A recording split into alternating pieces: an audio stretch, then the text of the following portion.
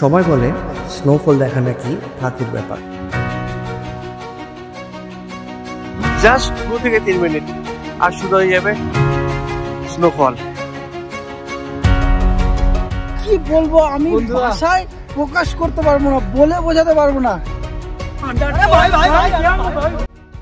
তাই আমাদের ভাগ্যের উপর ভরসা করে আর ওয়েদার ফোরকাস্টে দেখে বেরিয়ে পড়লাম আমরা সাংলা ভ্যালির উদ্দেশ্যে, যেটাকে দ্য ড্রিম ডেস্টিনেশনও বলে।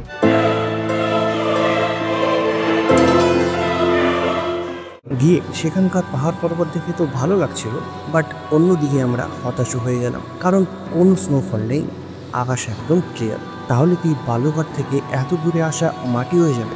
এইসব ভাবতে ভাবতেই প্রথম দিনটা আমরা কাটিয়ে দিলাম হোমস্টেতে। কিন্তু নেক্সট দিন সকালবেলায় ভাগ্যটা আমাদের সাথ দিয়ে দিল, শুরু হয়ে গেল স্নোফল, যেটার জন্য এত দূর থেকে আসা।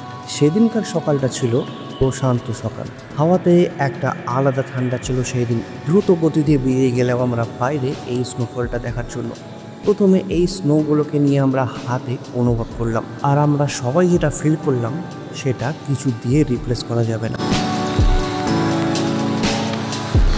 তারপরে শুরু হলো আমাদের স্নো বল ফাইট। প্রথমে শরীরটা যেন একটু শক পেয়ে গেল, এত ঠান্ডা, কিন্তু ঠান্ডা দেখে তো পিছিয়ে আসা যাবে না। শহরের ধুলোবালি শব্দ থেকে দূরে শব্দহীন এই জায়গা, স্নোফলের একটি যেন আলাদা শব্দ আছে, সবকিছু যেন স্বপ্নের মতো লাগছে আমাদের।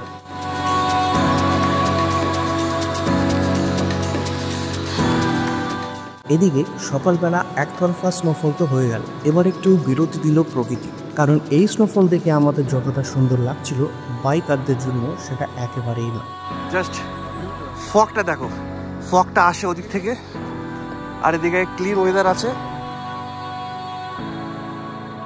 জাস্ট 2 থেকে 3 মিনিট আর শুরু হয়ে যাবে স্নোফল। কেমন লাগছে সমিত? কেমন লাগছে স্নোফলটা দেখে লাইভ? মানে কি বলবো আমি ভাষায় প্রকাশ করতে পারবো না, বলে বোঝাতে পারবো না।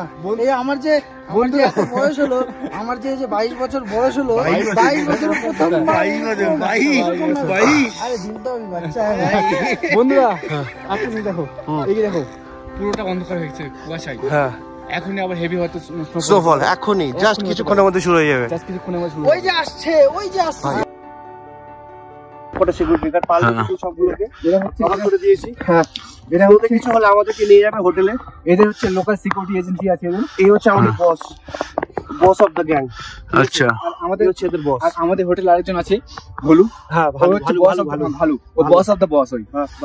গুরুত্বপূর্ণ ট্রাভেল টিপস, এরকম স্নোফলের এরিয়াতে গেলে অবশ্যই ভালো শুজ নিয়ে যাবে, যেটা থাকবে ভালো গ্রিপ, যেটা সহজে যেন না পিছায়। মেডিসিন অবশ্যই ক্যারি করবে, আর গরম জল অবশ্যই সাথে রাখবে। যারা এখনো লাইভ স্নোফল দেখোনি, আমি বলবো একবার গিয়ে অবশ্যই দেখো এই লাইফ টাইম এক্সপিরিয়েন্স।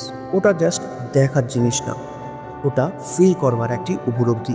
এই এক্সপিরিয়েন্স ছিল আমাদের জীবনের একটি স্ন্যাপশট, যা আমরা কখনো ভুলবো না। কেমন লাগলো তোমাদের এই ব্লগ অবশ্যই জানাও কমেন্ট বক্সে, আর সাবস্ক্রাইব করে পাশে থাকো আমাদের চ্যানেলের নতুন ভিডিওর সাথে।